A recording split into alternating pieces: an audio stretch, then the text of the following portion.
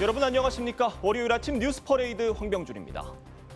이스라엘과 이란이 대낮에도 공습을 주고받으며 무력 충돌이 격화하고 있습니다. 이스라엘 총리는 이번 군사 공격으로 이란에서 정권 교체가 이루어질 수 있다고 밝혔는데 이란 최고 지도자 암살 가능성을 암시한 게 아니냐는 분석이 나왔습니다. 이루라 기자입니다. 이스라엘 텔아비브 상공에 공습 사이렌이 울리고 이스라엘 군 방공망이 날아오는 이란 미사일을 요격합니다.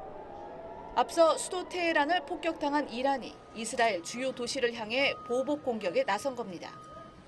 이란이 대낮에 이스라엘 본토를 직접 타격한 건 양측 간 무력 충돌이 시작된 이후 처음인데 이스라엘은 대부분의 미사일을 요격했다고 밝혔습니다. 하지만 밤낮을 가리지 않는 공방이 이어지면서 이스라엘은 최소 13명, 이란 측은 400여 명이 숨지는 등 피해는 눈덩이처럼 불어나고 있습니다. אני חושב שזה מצב שאנחנו צריכים לעשות לו סוף. לפה, די, מספיק. 네타냐후 이스라엘 총리는 이번 공격으로 이란 정권이 교체될 수 있다고 경고했습니다. Could certainly be the result because the Iran regime is very weak. They certainly don't have the people. 일각에서는 이 발언이 이란 최고 지도자 아야톨라 하메네이 암살을 암시하는 게 아니냐는 분석도 나왔습니다. 트럼프 미국 대통령은 두 나라 간 무력 충돌에 대해 현재 많은 통화와 회의가 진행 중이라며 적극 중재에 나설 가능성을 시사했습니다. TV조선 이루라입니다. 주요 7개국 G7 정상회의가 개막된 가운데 이스라엘과 이란의 충돌이 최대 현안으로 급부상하고 있습니다. 트럼프 미국 대통령도 G7에 참석해 집권 2기 취임 이후 첫 다자간 정상 외교 무대에 나서게 되는데 중동 평화 중재의 역할을 할 수 있을지 주목됩니다. 박재훈 기자의 보도입니다. 1월 백악관에 돌아온 트럼프 미 대통령이 바티칸, 중동에 이어 세 번째 출국 행선지로 삼은 곳은 G7 정상회의가 열리는 캐나다의 휴양 도시 케네네스키스입니다. 트럼프 대통령이 다자간 정상 외교에 나서는 건 집권 2기 들어 처음입니다. G7 핵심 안건 가운데 하나는 중동 위기가 될 전망입니다. 최근 이스라엘이 이란 핵시설을 폭격하고 군부 요인을 암살하는 등 선제 공격을 감행한 뒤 이란이 곧바로 보복하면서 중동 긴장감은 최고조에 달한 상태입니다. 트럼프 대통령이 G7 회의에서 어떤 외교 역량을 발휘할진 미지수입니다. 트럼프가 중동 문제에서도 미국 최우선주의만 고집한다면 충돌 해결에 별 도움이 안 될 거란 지적도 나옵니다. If you threaten the American people, our soldiers are coming for you. Your defeat will be certain, your demise will be final, and your downfall will be total and complete. 트럼프 대통령은 푸틴 러시아 대통령과의 이스라엘 이란 문제를 논의했지만 두 정상이 진행 중인 우크라이나 전쟁도 수습하지 못해 기대가 높지는 않은 상황입니다. 이와 함께 미국이 각국에 부과한 상호 관세의 유예 시한이 한 달도 안 남아 국가별 무역 협상이 주요 의제로 다뤄질지도 관심입니다. TV조선 박재훈입니다. 화제 이슈를 콕 집어 파헤쳐보는 아침의 픽입니다. 이스라엘의 이란 핵시설에 대한 공습으로 시작된 양국 간 충돌이 이어지면서 전쟁이 중동전으로 확전할 수 있다는 우려도 커지고 있습니다. 네, 자세한 이야기 박원건 이화여대 북한학과 교수와 함께 짚어보도록 하겠습니다. 안녕하십니까? 안녕하세요. 자, 이번 이스라엘의 이란 공습 배경부터 좀 짚어주시죠. 글쎄 이란을 타격할 만한 이유는 몇 가지가 있었다 이스라엘인데요. 첫 번째는 역시 가장 큰 건 군사적인 이유겠죠. 왜냐하면 이란이 핵 개발을 하고 있다라고 알려져 있고 또 특히 60% 고농축 우라늄을 한 400kg 이상 갖고 있다라는 얘기가 있고 또 IAEA에서 신고하지 않은 시설이 있다라고 판단이 됐으니까 그러니까 이스라엘 입장에서는 이 개발이 완전히 돼서 이란이 핵 보유국이 되기 이 시점 직전에 이 공격을 해야 된다라는 그런 필요성이 있었죠. 왜냐하면 그다음에 핵을 보유하게 되면 사실상 핵 전쟁의 가능성이 매우 높아지기 때문에 공격할 수 없었다라는 거고요. 두 번째는 외교적인 측면에서도 그 이스라엘이 현재 좀 고립감을 느끼고 있는 것은 확인이 됩니다. 왜냐하면 가장 큰 건 이겁니다. 트럼프가 이란과 다시 핵 협상을 시작했죠. 네. 혹시 기억들 하실지 모르겠지만 2015년에 당시 버락 오바마 대통령이 이란과 핵 합의를 이뤘습니다. JCPOA라고요. 근데 그것도 공교롭게 그 당시 네타냐후 총리였는데 굉장히 반발을 해버렸거든요. 그런 비슷한 상황, 또 트럼프가 혹시라도 이란과 핵 합의를 만든다면, 합의를 도출한다면 이것은 이스라엘 입장에는 악몽 같은 상황이 있으니까 사실은 저는 이게 가장 큰 동기 중에 예. 하나라고 생각합니다. 예. 핵 합의 자체를 가는 것을 막아버리려고 한다라는 거고 마지막은 뭐 계속 얘기 나오는 것처럼 네타냐후 총리 자체에 국내 정치적인 어려움이 있죠. 뭐 가자 전쟁에도 사실상은 그렇게 기습 공격을 받게 된 책임을 져야 되는데 이스라엘 정상사 계속 그런 책임을 져왔거든요. 정치 지도자들이. 근데 그런 상황이 아니고 여전히 내부에서 연정도 흔들리고 그러니까 외부의 그런 위기를 좀 고조시키는 그런 조치를 했다라고도 평가가 됩니다. 네, 앞으로 이제 눈여겨볼 점은 중동 전쟁의 확산이냐, 이 위기감 이거 같은데 일단은 이란과 이스라엘 보복에 보복을 거듭하면서 계속해서 공습을 이어가고 있거든요. 그런 상황에서 이란이 어제 저녁에 좀 소식이 들렸는데 이스라엘이 추가 공습을 안 한다면 더 이상 공습을 안 하겠다 이렇게 발표를 했는데 이스라엘은 계속해서 공습하겠다 이런 입장을 또 밝혔어요. 현재는 이란이 불리합니다. 왜냐하면 이란에게는 방공망이라는 예. 것이 제대로 없죠. 예. 날라오는 이스라엘의 전투기라든지 미사일을 막을 힘이 없다. 반면에 우리 이스라엘 같은 경우에는 아이언돔이라고 불려지는 그렇죠. 예. 방공망이 있고 물론 완벽하지는 않습니다만 또 중간에 미국이 같이 거기에 이지스함과 또 요르단과 이라크에 있는 그 미국 사실 시설들이죠. 방공망이 같이 움직이고 있고 가장 큰 거는 이란과 이스라엘이 1000km 이상 떨어져 있다라는 거예요. 그래서 이들이 충돌할 수 있는 것은 결국 미사일이나 공군력밖에 없는데 여기서 예. 이란이 훨씬 열세일 수밖에 없다.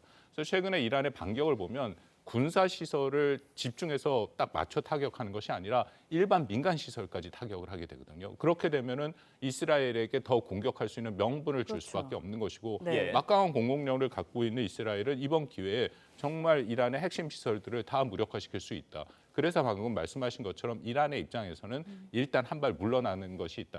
지난번에도 비슷한 양측의 공방이 있지 않았습니까? 그렇죠. 아마 이 정도 수준에서의 공방으로 좀 마무리됐으면 제일 좋겠는데 그때랑은 다른 것은 지금은 훨씬 대규모이고 그리고 양국 국민에 대한 감정이 있고 하기 때문에 뭐 정말 안 좋은 상황까지 간다면 한 달 정도까지도 지속될 수 있다. 이것은 양쪽에 특히 이란의 공격 능력이 네. 소멸될 때까지 그때까지 갈 가능성도 배제할 수 없다라고는 생각이 됩니다. 예. 네. 앞서 조금 짚어 주셨었는데 어제 예정됐던 미국과 이란의 6차 핵협상 취소가 됐습니다. 지금 이란은 사실상 미국이 이스라엘의 선제 공습을 승인했다고 주장을 하면서 미국의 책임론까지 꺼내 들고 있는데 이런 이란의 주장 어떻게 들으세요? 뭐 트럼프 대통령도 본인이 밝힌 것처럼 당연히 사전에 알았죠. 예. 이스라엘이 미국과 사전에 상의하지 않고 공격을 했을 가능성은 없고요. 예. 아마 트럼프 대통령도 좀 고민을 했을 겁니다. 왜냐하면 말씀하신 것처럼 여전히 협상이 진행이 된 거고 예. 어렵긴 하지만 마지막 그 핵 농축의 권리를 주느냐 마냐 하나 남아 있었거든요.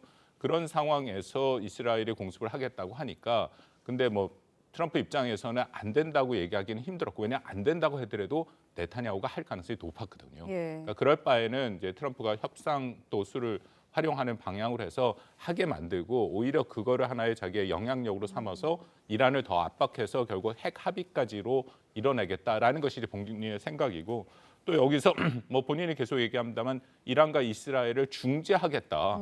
그렇죠. 또 이 트럼프가 워낙 그런 거를 뭐 좋아하지 않습니까? 근데 이 상황이 복잡해지게 여기 또 푸틴이 또 꼈죠. 통화를 했는데 푸틴이 자기가 또 중재를 하겠다. 왜냐하면 푸틴은 이란과 이스라엘 양국과의 관계가 다 좋습니다. 예. 그렇지만 푸틴도 지금 전쟁 당사국 중에 그렇죠. 하나니까 굉장히 이상한 또 어떻게 보면 복합적인 판으로 흐르고 있다라고 판단이 됩니다. 네, 뭐 말씀해 주셨지만 미국이 이제 개입을 한다면 이스라엘과 이란 사이에서 어떤 중재 역할을 할 수 있을지 앞서서도 뭐 우크라이나 러시아의 상황에서도 중재 역할을 했지만 뚜렷한 입지를 보이진 못했거든요. 그렇습니다. 러시아 우크라이나 전쟁에 대해서는 우리가 다 기억하겠지만 트럼프 대통령이 선거 때 24시간 만에 예. 종전을 하겠다 했는데 여전히 종전의 가능성이 커 보이지 않고 지리한 공방이 계속되고 있고요. 다만 이란, 이스라엘 이쪽은 트럼프 대통령이 이스라엘에 대해서는 영향력이 있는 것은 분명합니다. 근데 이스라엘은 여기서 확실히 이란을 군사적으로 의미 있게 유의미하게 파괴시켜 놓지 않으면 분명히 트럼프가 이란과 다시 핵 합의를 진행할 것이고 그 핵 합의가 이루어졌을 때 이스라엘 입장에서 그것이 굉장히 큰 안보 도전이 될 거라고 생각을 합니다. 그러니까 아마 그 밀고 당기는 그 기간들이 필요할 거라고 판단이 되고요. 결국은 뭐 트럼프가 말로는 자기가 그만큼 영향력이 있다라고 얘기를 하지만 사실은 가장 특수한 관계인 이스라엘도 그렇게 쉽게 관리하지 못한다라는 것이 이번에 다시 확인됐다고 생각합니다. 네. 지금 트럼프 대통령이 우크라이나, 가자, 이란 이 세 개의 전쟁에서 별다른 어떤 역할을 못한다는 평가가 나오고 있는데 결국 트럼프 대통령의 어떤 외교 정책에 대한 비판이 나올 수밖에 없는 상황 같습니다. 어떻게 보십니까? 그렇습니다. 뭐 특히 우리와 직접 관련이 있는 것으로 연계해서 말씀드리면 트럼프가 유럽이나 중동의 문제를 해결하고자 하는 가장 큰 이유는 그 문제를 해결하고 인도 태평양 지역으로 집중을 하겠다라는 예. 거거든요. 특히 그 의미는 결국 중국에 대한 견제를 하겠다. 이것은 사실 미국이 버락 오바마 행정부 때부터 해보려고 했는데 결국 중동의 발목이 잡히고 그래서 못 왔던 것이고요. 예. 이번에 트럼프는 확실히 그것을 하려고 했는데 이번 이란 이스라엘 전쟁이 다시 발생을 해서 일종의 발목을 잡힐 수 있다. 그럼에도 저는 트럼프는 할 수 있다고 생각합니다. 그 부분에 대해서 역대 미국 정부보다 훨씬 개입의 도를 낮추면서 예. 이쪽에 집중할 수 있고요. 다만 시기가 좀 늦춰질 수 있는데 여기서 우리가 조심하고 우리 준비해야 되는 것은 인도태평양에 결국 중국 견제를 그렇죠. 하는 미국의 이 도입이 늦어질수록 오히려 이 지역에는 한국을 비롯해서 동맹국들에게 책임과 분담을 더 강하게 요구해 올 가능성이 있다라는 것이죠. 거기에 대한 우리 대비는 필요하다고 생각합니다. 알겠습니다. 박원곤 이화여대 북한어과 교수와 이야기 나눴습니다. 오늘 말씀 여기까지 듣겠습니다. 감사합니다. 고맙습니다. 이재명 대통령이 주요 7개국 G7 정상회의에 참석하기 위해 오늘 캐나다로 출국합니다.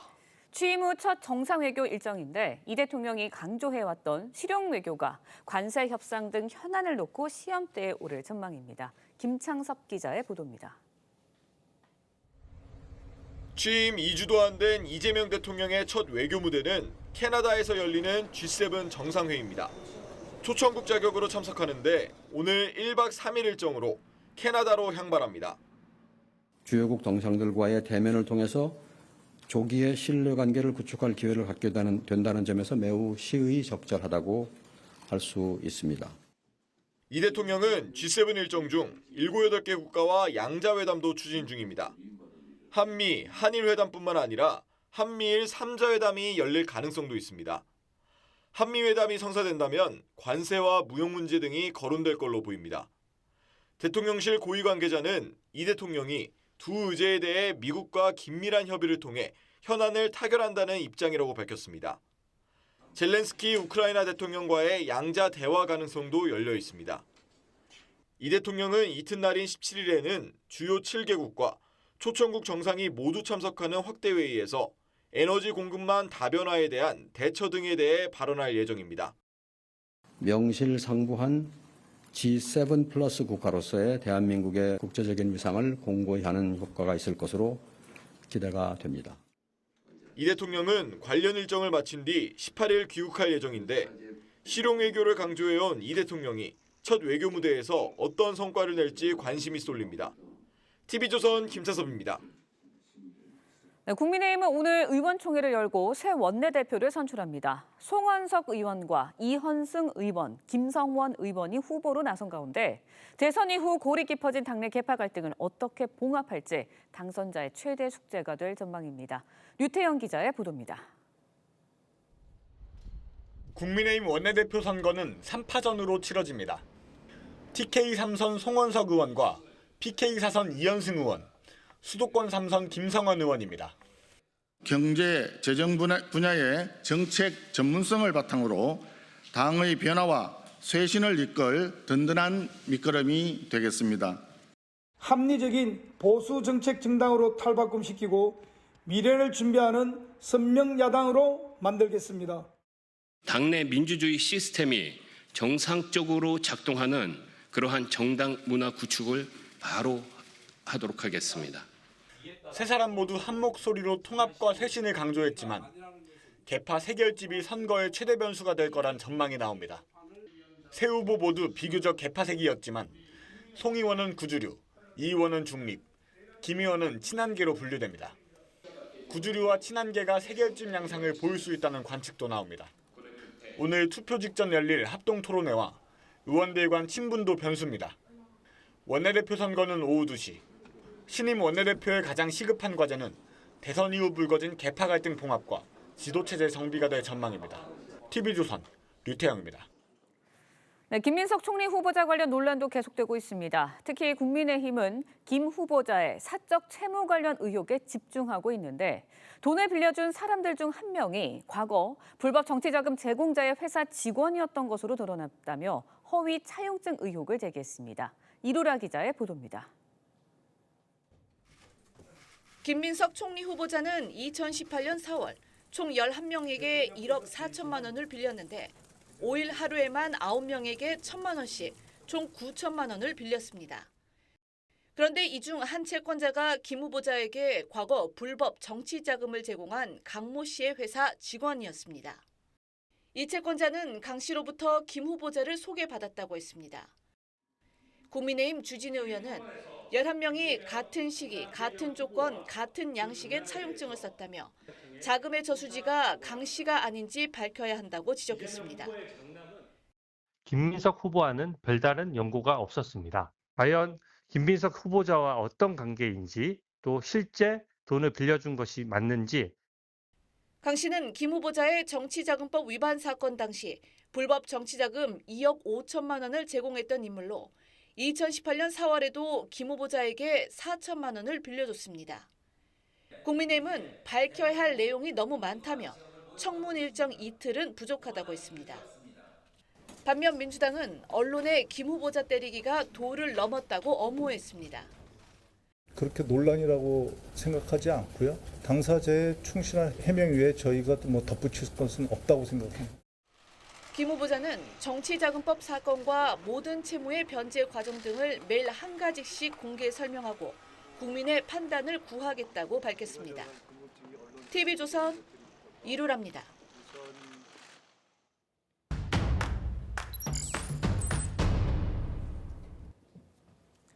이번 주 정치권 주요 이슈의 맥을 짚어보는 정치뷰 시간입니다. 정치부 한성원 기자 나왔습니다. 안녕하세요.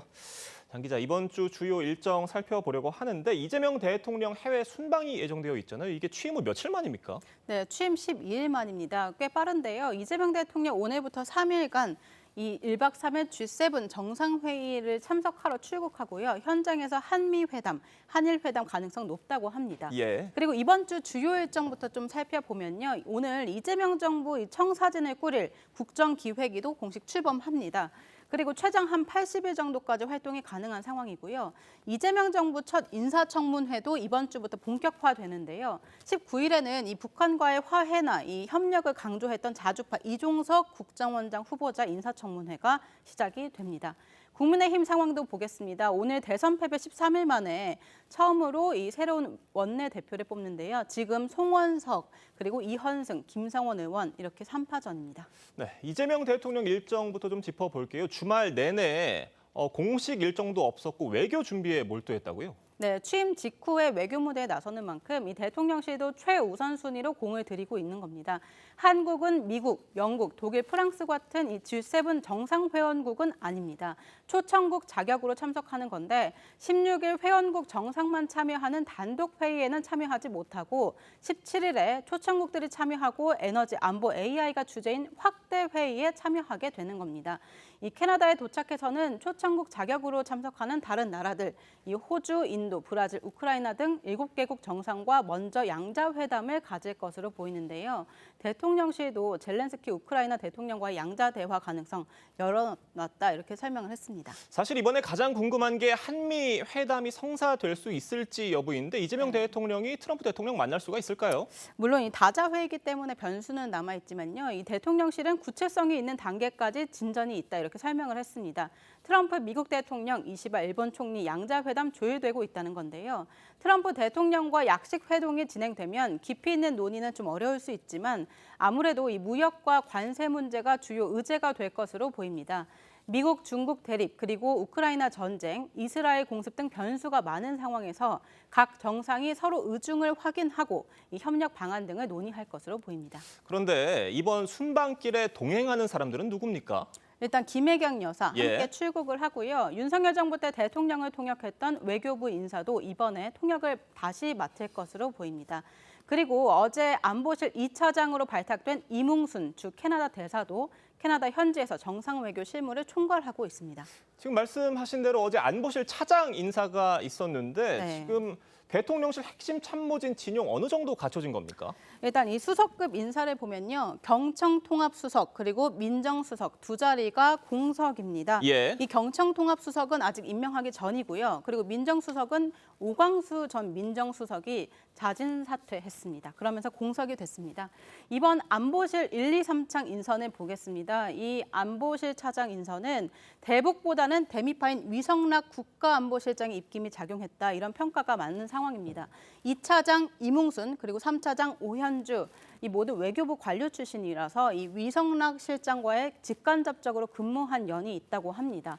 이 현 정부 외교 노선을 두고 여권 내에서 이 동맹파와 자주파 간 의견 대립이 있다고 전해드렸었는데요. 이번 안보실 인선은 위 실장과 호흡을 맞추는 데 좀 중점을 뒀을 수 있지만 앞으로 차후 외교부나 통일부 내각 인선은 좀 더 균형을 맞출지 좀 지켜봐야 할 것 같습니다. 네.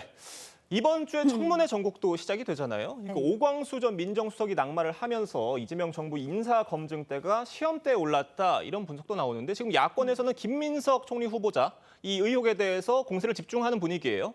네, 보통 인사청문단이 꾸려지고 이 기자들이 여러 의혹이나 질문을 하면 즉각적으로 신속 대응하는 경우가 많습니다. 하지만 김민석 후보 측은 아빠찬스 의혹이나 쪼개기 후원 계약서 등 의혹 등이 계속 제기되고 있지만 아직까지는 일부 해명에도 의혹 해소에 미흡하다 이런 반응입니다. 김 후보 측 오늘 새벽에 추가 입장문을 내긴 했는데 기존 입장대로 김 후보 측은 빌린 돈은 충실히 갚았고 법적으로도 문제가 없다 이런 입장입니다. 오히려 이 정치자금법 위반 의혹에 대해서는 기존 유죄 판결조차 정치검찰 때문이다 이렇게 꼬집었습니다. 정치권 내부에서는 자녀 문제나 공정성에 대한 논란은 민심의 직격탄인 만큼 좀 여권에서도 예의주시하는 분위기입니다. 네, 오늘 국민의힘 새 원내대표도 뽑히잖아요. 누가 가장 유력한 상황입니까? 일단 뒤늦게 사선 이현승 의원이 막판에 참전하면서 막판 변수가 생겼다 이런 분석입니다. 세 후보 모두 비교적 개파색이 옅은 걸로 평가되지만 당 안팎에서는 아무래도 TK를 기반으로 한 송원석 의원이 다소 유리할 거다 이런 전망도 있었던 게 사실입니다. PK 이현승 의원이 참전하면서 영남권 표가 분산될지 또 최근 혁신을 위한 재선 모임 등 초재선을 중심으로 한 개혁 성향 의원들의 선택이 얼마나 영향력이 있을지 좀 더 지켜봐야 할 것 같습니다. 네, 알겠습니다. 한 기자 잘 들었습니다. 특별검사들은 특검보 인선 등 준비 작업에 속도를 내고 있습니다. 다만 기존 특검에 비해 워낙 규모가 크다 보니 사무실 확보엔 난항을 겪는 것으로 전해집니다. 김도형 기자입니다. 국정농단 특검은 대치동, 드루킹 특검은 서초동 등 기존 특검 대부분이 서울 강남의 사무실을 얻었습니다. 법원, 검찰청과의 접근성을 고려한 겁니다. 하지만 100에서 200명에 달하는 대규모 인력을 수용할 곳이 마땅치 않아 3대 특검 모두 공간 확보에 어려움을 겪는 것으로 전해집니다. 조은석 내란 특검은 수사 보완을 이유로 주말 동안 검찰과 경찰청사 등을 답사하고 정부 과천청사 내에 공간이 있는지도 확인했습니다. 민중기, 김건희 여사 특검도 본인 사무실로 출근하지 않고 특검 사무실을 찾는 데 주력했습니다. 교통이 불편하지 않은 서울의 어느 곳이 되지 않을까. 공실이 많은 판교 테크노밸리 등도 검토 대상에 오른 것으로 전해집니다. 서초동이 제일 좋을 것 같은데 100명이 들어가는 빈 공실이 있을지는 모르겠습니다. 그래서 인선 작업도 분주합니다. 조은석 내란 특검은 자신을 보좌해 수사팀을 지휘할 특검보를 추천해달라고 대한변호사협회에 요청한 것으로 확인됐습니다. 변협은 추천인 명단을 추려 넘기기로 했습니다. TV조선 김도영입니다.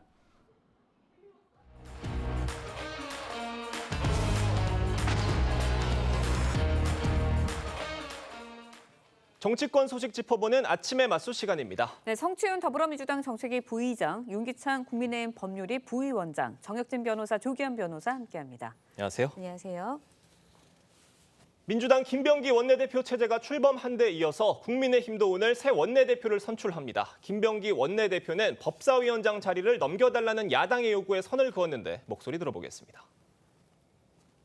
법사위가 여당에 있다고 해서 소통이 안 되는 건 아니라고 생각을 합니다. 소통이라는 것은 서로가 얼마나 신뢰하고 대화를 통해 가지고 형성되는 것이지 그것이 법사위가 어디 있느냐와는 별로 관계가 없다고 생각을 합니다.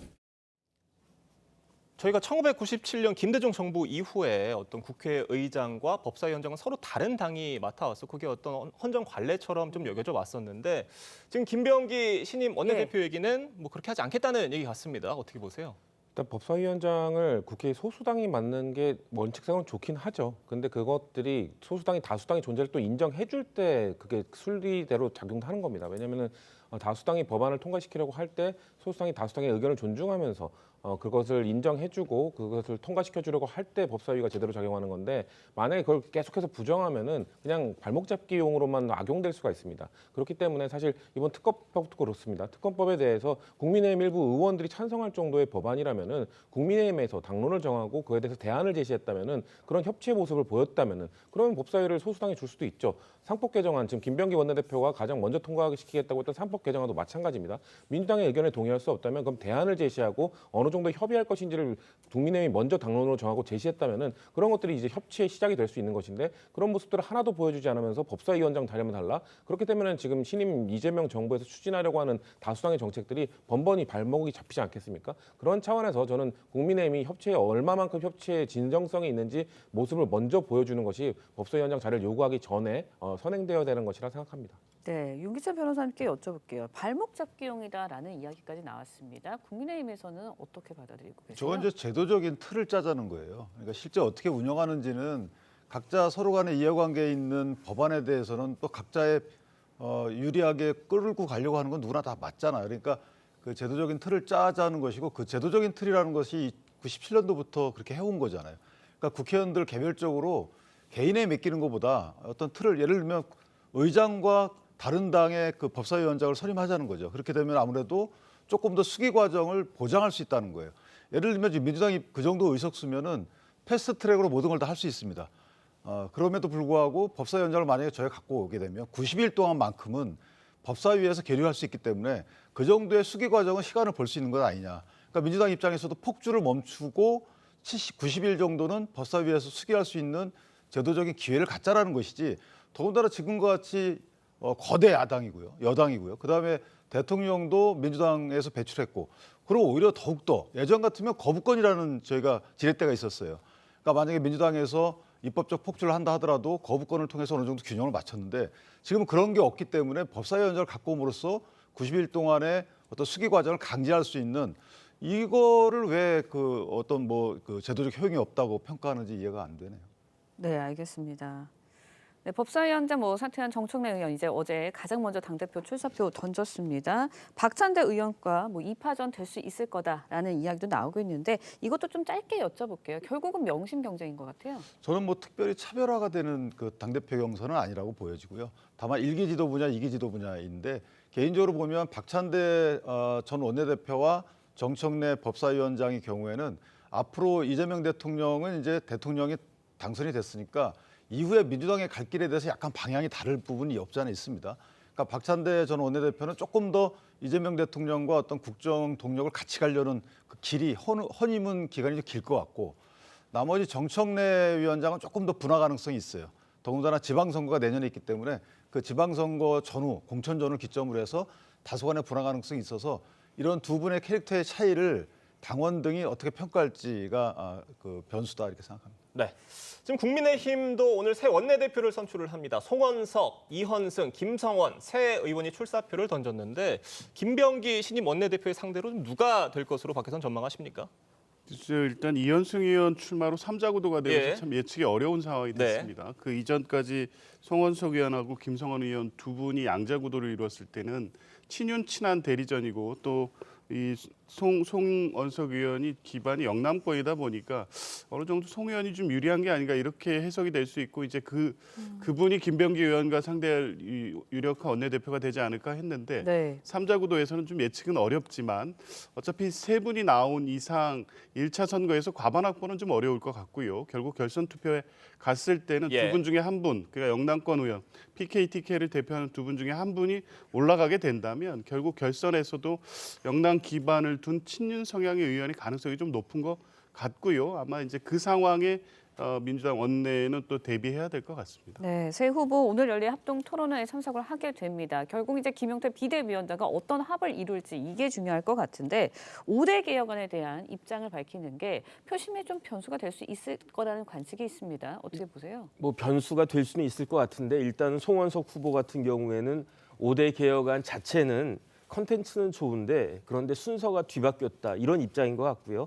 그다음에 이제 김성원 후보 같은 경우에는 당내 민주주의가 제일 필요하다. 그래야지 수도권 민심을 얻을 수 있고 중도 확장도 가능하다. 결국은 5대 개혁안에 찬성하는 입장일 것 같고 이현승 후보 같은 경우에는 조금 애매한데 중립적, 절충적 입장인 것 같습니다. 하지만 중요한 거는 지금은 국민의힘 내부에 갈등이 중요한 게 갈등을 유발시키는 것은 굉장히 피해야 된다. 그렇기 때문에 반성을 하더라도 인민재판식 반성은 좀 지양돼야 되는 것이 아니냐 이런 입장인 것 같은데요. 근데 제 개인적인 생각은 막강한 여당을 상대해야 되는 야당의 원내대표니까 결국은 인물 대결적인 성격도 상당히 있지 않을까 그렇게 예상이 됩니다. 네.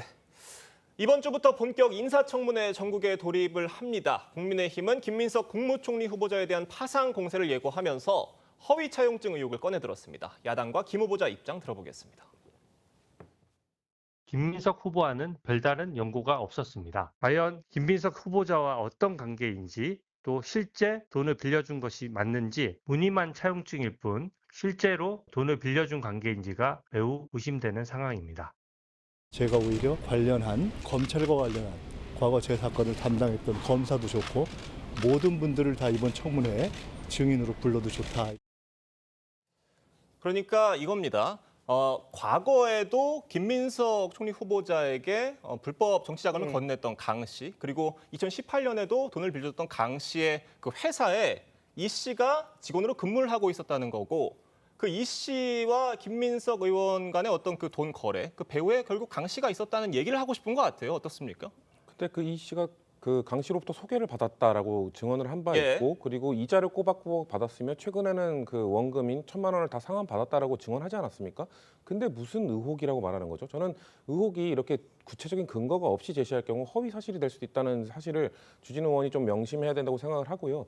과거에 그 강모 씨, 그 김민석 후보자에게 2억 5천만 원 정도를 그 불법 정치자금을 줬다가 그게 문제가 됐었지 않습니까? 그런 과거가 있기 때문에 김민석 후보자 입장에서는 더욱 조심스럽게 돈을 빌려야 되는 입장이었을 겁니다. 그리고 거의 10억 원에 달하는 그 추징금과 누진세 이런 것들이 계속 쌓여가는 상황이었고, 야인 생활을 거의 한 20년 가까이 한 김민석 후보자 입장에서는 지금 세금은 밀려 있고 뭔가 돈은 좀 내야 될 상황이고, 예. 그러다 보니 가까운 사람으로부터 1,000만 원씩 차용증을 써주면서 합법적으로 돈을 빌리기 위해 노력한 것으로 보여지는데요. 그 과정 속에서 지금 주진우 의원이 저런 주장을 하고자 한다면은 그 11명 중에 한 명이라도 나는 돈을 빌려준 사실을 잘 모른다, 내 돈을 빌려주지 않았다라는 증언 정도는 확보돼야지 저런 의혹을 제기해야 되는 건 아닌가요? 단순히 그냥 11명이 빌려줬다는 이유만으로 뭔가 그 돈의 저수지가 따로 있다라고 주장하는 것은 저는 너무 그 준비되지 않은 너무 선을 넘는 의혹 제기라고 생각합니다. 그런데 지금 저 주진우 의원 등 야권이 제기한 의혹에 대해서 지금 김민석 총리 후보자가 오늘 새벽에 해명글을 내놨는데, 그 해명글을 봐도 아직 그 돈을 언제 갚았다든지 또 그 빌린 돈을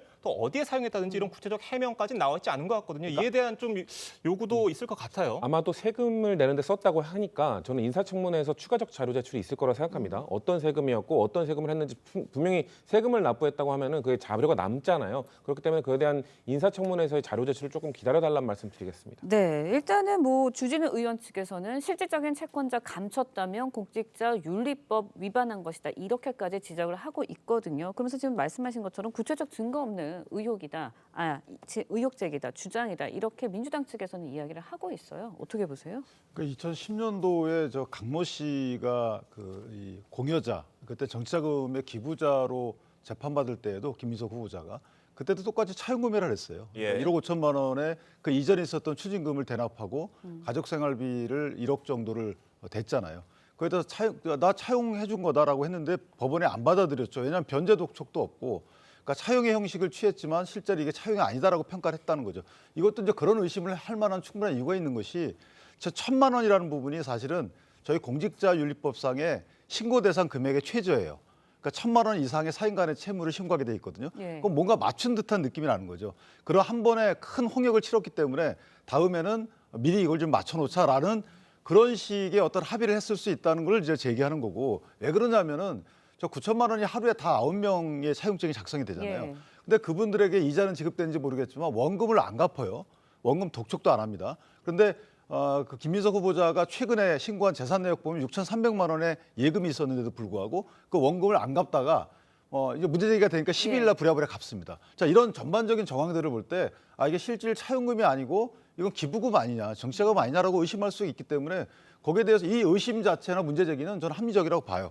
거기에 대해서 물론 단정하면 안 되지만 거기에 대해서는 김민석 후보자가 좀 팩트 위주로 세세하게 해명을 해주셔야 돼요. 왜냐하면 한마디만 더 드리면 저분들한테 꾼 돈을 갖다가 이제 세금 등 추징금 등을 갚았다고 합니다. 근데 2019년도, 2020년도 이전에는 9,555만 원을 갚아요, 추징금을. 근데 저거 다 하면 1억 4천이잖아요. 예. 나머지 돈을 또 어디다 썼는지도 모르겠고. 하여튼 이런 전반적인 수학적 인풋과 아웃풋에 대한 그 대략적인 말씀을 일단 해주셔야 되겠다 이렇게 생각합니다. 조금 짚어주셨지만 저희 TV조선 단독 보도로 알려진 내용인데 지금 1,000만 원을 빌려준 이 이모 씨에 대해서 김민석 총리 후보자가 돈을 갚은 게 지난 12일이라는 겁니다. 결국 총리 후보자로 나선 뒤에 이 돈을 갚았다는 부분인데 이건 좀 어떻게 저희가 봐야 되겠습니까? 뭐 이런 문제 제기가 인사청문회 과정에서 나올 수 있을 것이니 뭐 정리할 수 있는 자금이 있다면 갚았겠죠. 근데 이게 정상적인 사인 간 채무로 재산 신고 내역이 기재돼 있고 상황에 따라 갚을 수 있고 가능한 이런 공세를 피하기 위해서 변제했다면 사인 간 채무의 성격이 그것 때문에 바뀌는 건 아니니까요. 그 자체를 가지고 비판할 문제는 아니라고 보고 인사청문 과정에서 언론이든 야당이든 계속 문제 제기를 하고 의혹 제기를 할 수 있습니다. 결과적으로는 이게 이제 모아져서 인사청문회에 최종 제출된 자료라든가 통해서 소명이 되는 내용을 봐야지 지금부터 금액 단위까지 딱딱 맞추지 않으니까 뭔가 문제가 있는 것이 아니냐 이렇게 비판한 문제가 아니고요. 검증을 하되 낙마 자체를 목적으로 해서 정치 공세를 해서는 안 된다고 봅니다. 단순 비교를 해보면 지난 이 윤석열 정부 초대 총리였던 한덕수 총리 관련해서요. 그때 김앤장의 몇 년간 20억의 돈의 내역 그때 다 소명했습니까? 자료 제출도 안 했습니다. 그래서 3일간 청문회를 해야 된다는 주장이 그때 나온 겁니다. 왜냐하면 검증을 하려도 자료 제출을 안 하니까 도대체 김앤장에 가서 뭘 했길래 20억씩 받았냐는 얘기를 안 할 수 없었던 거죠. 그런 정도의 검증이라면 충분히 납득할 수 있지만 2억 재산 신고에서 1억 4천 사인간 채무도 신고된 내역 가지고 그 금액 딱딱 못 맞춘다고 사퇴하라? 좀 과도한 비판인 것 같습니다. 네, 금전거래 관련 의혹, 뭐 이른바 아빠 찬스 의혹 등 김민석 후보를 둘러싼 의혹이 좀 확산되는 분위기거든요. 그렇다 보니까 국민의힘에서는 청문회 일정 이틀 너무 짧다, 더 늘려야 된다 이렇게 주장을 하고 있습니다. 정혜진 변호사님은 어떻게 보세요? 글쎄요, 제가 인사청문회 법을 찾아보니까요. 구조에 위원회 활동 기간이 나와 있는데 활동 기간을 3일 이내로 규정하고 있어요. 그러니까 사흘까지는 인사청문회 하는 게 법적으로 아무런 하자가 없는 것이다 이렇게 볼 수 있는데 그런데 지금까지 관행은요. 장관급인 경우에는 하루 정도 했고요. 그다음에 국무총리 같은 경우에는 이틀을 했었습니다. 그런데 예외적으로 어떤 일이 있었느냐. 지난번에 KBS 박장범 사장 같은 경우에는 인사청문회 사흘 했었고요. 더군다나 제일 문제가 됐던 게 이진숙 방통위원장인데 이진숙 방통위원장 사흘 했었는데 현장 검증까지 포함하면 사흘보다도 더 긴 나흘 동안 했었단 말이죠. 그러니까 3일 청문회라고 하는 것이 그렇게 이례적인 것은 아니게 됐다. 그다음에 오히려 이제 법의 합법적인 테두리 내에서 있는 것이다. 이렇게 볼 수는 있겠는데 과연 여당이 받을 것인가 여기가 관건이 아닌가 싶습니다. 알겠습니다. 청문회에서 김민석 후보자가 국민들이 납득할 해명을 내놓기를 기대해 보겠습니다. 다음 소식으로 짚어보겠습니다. 대북 송금 사건으로 징역 7년 8개월형이 확정된 이화영 전 부지사가 SNS에 억울한 옥살이를 하고 있다며 사면을 요청하는 온라인 서명 운동을 소개하는 링크를 올렸습니다. 이 부분 민주당엔 좀 부담이 될 수도 있겠다라는 관측도 있는데 좀 어떻게 보고 계세요? 그 민주당이나 대통령실은 부담으로 느끼지 않습니다. 그렇습니까? 왜냐하면 지금 뭐 사면을 검토하거나 하는 단계도 아니고 그럴 만한 상황도 아니기 때문에요. 지금 갈별 뭐 조국 혁신당 또 당사자 본인들은 그런 요구라든가 바람이 당연히 있겠죠. 인지상정인 거고요. 그런데 대통령의 사면권이라는 것은 늘 어떤 상황에서 해도 비판이 많은 상황인데 지금 시점에서 대통령 뭐 10일 동안의 행적을 보시면 이 지금 경제 난국 해소 또 G7 회담 등 이런 상황에서 지금 사면 검토를 하고 있겠습니까? 그러니까 이후에는 모르겠습니다. 다른 이런 여론들이 형성이 되면 검토하는 상황이 있을 수도 있겠지만 지금 단계에서 이런 요구가 있고 본인들의 이 계속적인 뭐 문제 제기가 있다고 하더라도 부담을 느끼면서 그것을 지금 단계에서 검토해야 될 문제로 보고 있지는 않은 것 같습니다. 네, 일단 국민의힘 측에서는 이화영 전 부지사뿐만이 아니라 뭐 송영길 전 대표라든지 조국 전 대표라든지 이렇게 셀프 구명 의혹 이런 거를 하고 있다, 구명 요청을 하고 있다 이러면서 결국은 이게 이 대통령에 대한 사실상 협박 아니냐 이런 이야기까지 나오고 있거든요. 어떻게 보세요? 일단 뭐 정치적으로 정치적 공조를 해왔기 때문에 거기에 대한 배려라는 측면에서 보면 저희가 그런 측면에서 비판일 수 있는 거죠. 자기 편에 대해서 사면할 수 없는 정도의 범죄 사실을 범한 분들에 대해서 사면을 추진한다. 뭐 그런 정치적인 위험을 무릅쓴다라는 취지가 하나 있는 것이고, 또 하나 이제 송영길 대표의 경우는 이재명 대통령하고 각별한 사이잖아요. 예. 그러니까 지역구도 내줬고, 그다음에 이전에 대통령 경선 당시에 경선 룰 자체도 유리하게 해주고 해석도 그런 식으로 할 틀을 짰고, 그러니까 상당히 이제 각별한 사이이기 때문에 송영길 대표에 대해서 사면을 하게 되면 이건 거기에 대한 응분의 대가 아니냐라는 취지의 비판이 예. 설 수 있는 거고, 그다음에 이제 동북투 사건이 아직 마무리가 안 되는 상태란 말이에요. 그런 상태에서 사면을 논의한다는 것 자체가 일견 전체적인 사건 자체에 대해서 사법적 재단이 이루어지지 않은 데에서 사면이 일어난다. 이 부분이 문제가 있는 거고, 이화영 부지사도 마찬가지입니다. 실제 공동 피고인의 신분은 아니지만 사실상 공범 신분이거든요. 예. 대통령 재판에 대해서는. 그런 분을 사면하게 되면 언젠가는 이화영 부지사를 증인을 불러서 신문해야 되는데 미리 뭔가 어떤 이득을 주는 것 아니냐. 이런 식의 소위 말하면 거래적 성격이 강할 수 있다는 거죠. 그래서 아마 이 대통령께서도 굉장히 고민이 많을 겁니다. 그쪽 지지자분들은 사면 요구를 할 텐데 거기에 대해서 정치적 부담이나 사법적 부담이 크거든요. 그런 고민들에 대한 선제적인 비판이다, 이렇게 이해하시면 될 것 같습니다. 알겠습니다. 성치훈 부의장님 어떻게 보세요? 결국 네. 이화영 부지사 같은 경우에는 대법원 판결문 잉크가 마르기도 전에 이런 사면 얘기를 꺼내는 것 자체가 좀 부적절하다 뭐 이런 비판인데, 실제로 정말 지금 민주당 내부적으로는 이런 데에 대한 어떤 부담이라든지 예. 이런 분위기가 좀 없는 겁니까? 사실 사면 복권을 혹시나 해준다 하더라도 예. 형을 얼마나 살았는지도 사실 국민들께서 보시거든요. 예. 그렇기 때문에 조국 전 장관도 마찬가지고 이화영 전 부지사도 마찬가지입니다. 앵커께서 말씀하신 것처럼 이화영 전 부지사는 판결문이 나온 지도 얼마 되지 않았고 네. 조국 전 장관은 작년 12월에 대법원 판결이 나왔기 때문에 2년형 중에 지금 6개월 정도 지금 형이 집행되지 않았습니까? 그런 상황에서 물론 조국 전 장관 같은 경우에는 야당에서 민주당 입장에서는 사면을 해줘야 된다는 입장이 많습니다만, 필요성에 대해서는 대부분 공감합니다만, 시기적 문제, 과연 지금 이렇게 정권 초기에 뭔가 개혁 동력을 많이 만들어내야 되는 상황에서 정권에 부담이 될 수밖에 없는 사면을 굳이 추진해야 되는가라는 이런 신중론도 많은 것도 사실이거든요. 예. 때문에 이런 것들을 복합적으로 고려해서 대통령께서 좀 사면권은 오롯이 그 대통령의 권한이 있는 거니까 시기를 적절하게 조율하시지 않을까라고 생각해 봅니다. 네. 특검 진행 상황도 좀 살펴보겠습니다. 국회 추천부터 대통령 임명까지 속전속결로 출범한 3대 특별검사들이 네. 주말에도 사무실과 특검보 물색 등에 나서며 수사팀 구성에 속도를 내고 있습니다. 관련 얘기 들어보겠습니다. 먼저 사실관계와 쟁점을 파악하고 또 사무실 준비하는 데 진력해야 될 것 같고요. 여러 사람들이 근무해야 되기 때문에 교통이 불편하지 않은 서울의 어느 곳이 되지 않을까. 고려해 두신 특검보 또는 인선 있으실지. 아직은 지금부터 찾아야 됩니다. 만약에 수사를 한다고 하면 여기 서초동이 제일 좋을 것 같은데 100명이 들어가는 빈 공실이 있을지는 모르겠습니다. 이게 지금 인력이 워낙에 많다 예. 보니까 사무 공간을 찾는 것도 지금 전쟁이라고 해요. 어떻게 보세요? 그렇죠. 일단 규모도 예. 최대 규모고요. 일단 내란 특검 같은 경우에는 내란죄, 외환죄를 다루다 보니까 군 극비의 보안 문제가 수사 예. 과정에서 예. 문제될 수도 있기 때문에 그 문제까지 신경 써야 되니까 좀 어려운 것 같습니다.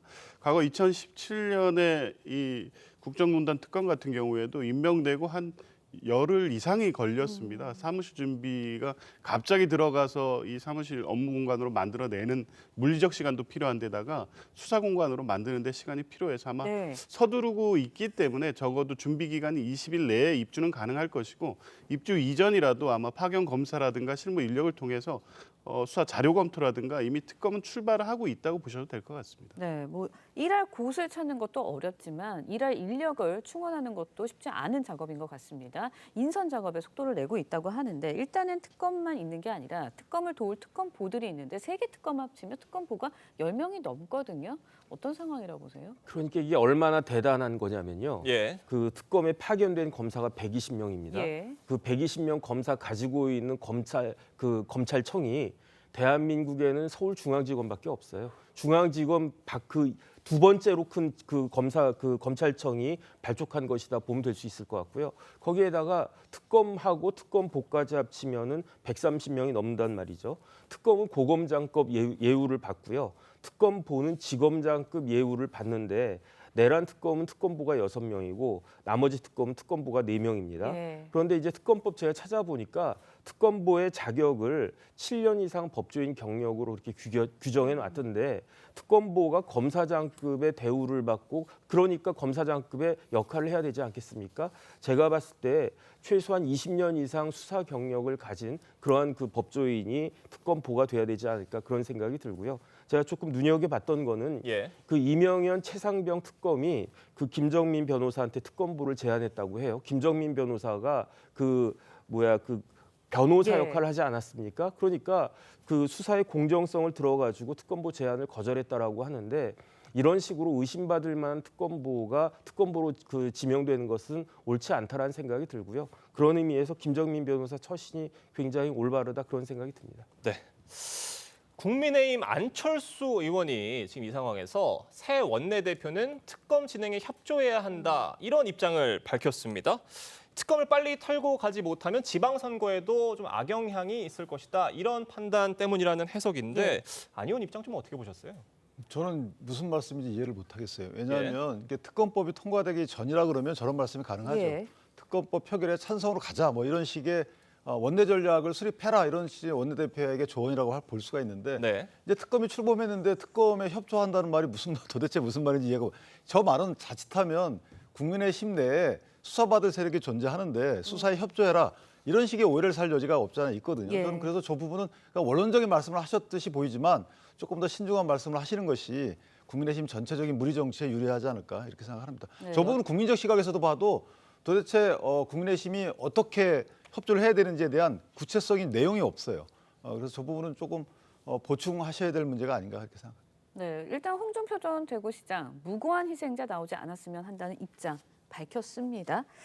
세계 3대 특검의 인력이 워낙 많고 워낙 방대하다 보니까 국민의힘에서도 안에서도 뭐 인력들이 좀 그렇게 수사를 받는 인사들이 좀 나오지 않을까 여기에 대한 염려를 표한 것 같은데 정치 보복이 될 거라는 우려 어떻게 보세요? 무고한 희생자는 나오면 안 됩니다. 그리고 그렇다고 해서 죄를 지었음에도 불구하고 국민의힘 정치인이라는 이유로만으로 이걸 넘어갈 수도 없는 부분인 것이죠. 전 그렇기 때문에 안철수 의원이 왜 저런 발언을 하는가. 안철수 의원은 세계 특검으로부터 모두 자유롭거든요. 떳떳한 사람들은 이 특검에 대해서 두려워하거나 이것이 정치 보복으로 이어질 거라는 걱정을 할 필요가 없습니다. 그렇기 때문에 그런 정치인들 입장에서는 빠르게 이 특검을 통해서 최장 170일 동안 윤석열 전 대통령, 김건희 여사에 대한 수사를 철저히 진행해서 이것과 관련된 국민의힘 인사들이 있다면은 말끔하게 털어내고 그래야 내년 지방선거나 앞으로 보수의 재건에 박차를 가할 수 있다라는 입장을 표명한 걸로 보이고요.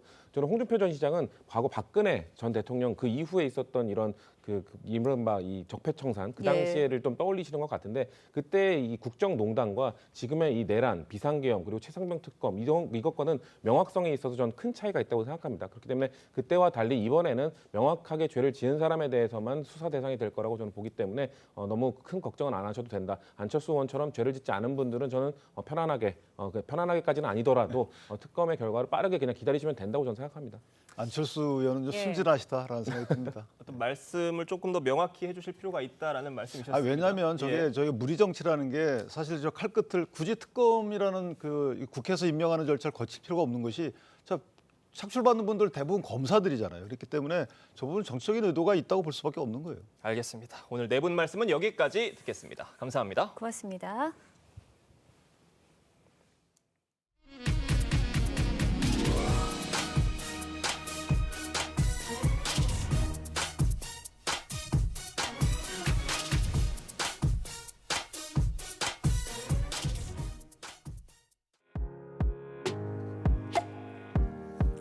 네, 렌즈에 담긴 그 순간 그 의미를 짚어보는 시간이죠. 사진 기자가 선택한 아침의 한 장입니다. 오늘은 조선일보 사진부 오종찬 기자와 함께합니다. 안녕하세요. 오늘 아침에 볼 사진 어떤 건가요? 네, 하늘에서 바라본 백두산 천지의 웅장한 모습입니다. 얼마 전 우리 사진 기자가 백두산을 다녀왔는데요. 맑은 날씨 덕분에 선명한 천지의 모습을 담아왔습니다. 사진으로 만나보시죠. 백두산은 해발 2,744m로 한반도에서 가장 높이 솟은 산입니다. 이렇게 맑은 백두산 천지를 만날 확률은 1년에 100일도 채 되지 않는다고 하는데요. 6월인데도 아직 백두산 천지에는 눈과 얼음이 쌓여 있었습니다. 백두산 정상에는 이렇게 매일 천지를 보기 위해 수많은 인파가 찾아온다고 합니다. 네, 웅장한 모습에 압도되는 느낌이 드는데요. 최근 중국 정부가 백두산 관광을 대대적으로 홍보하고 있다고요? 네, 작년에 중국이 백두산을 중국 명칭인 장백산으로 유네스코에 등재했는데요. 중화 10대 명산으로 홍보에 나섰습니다.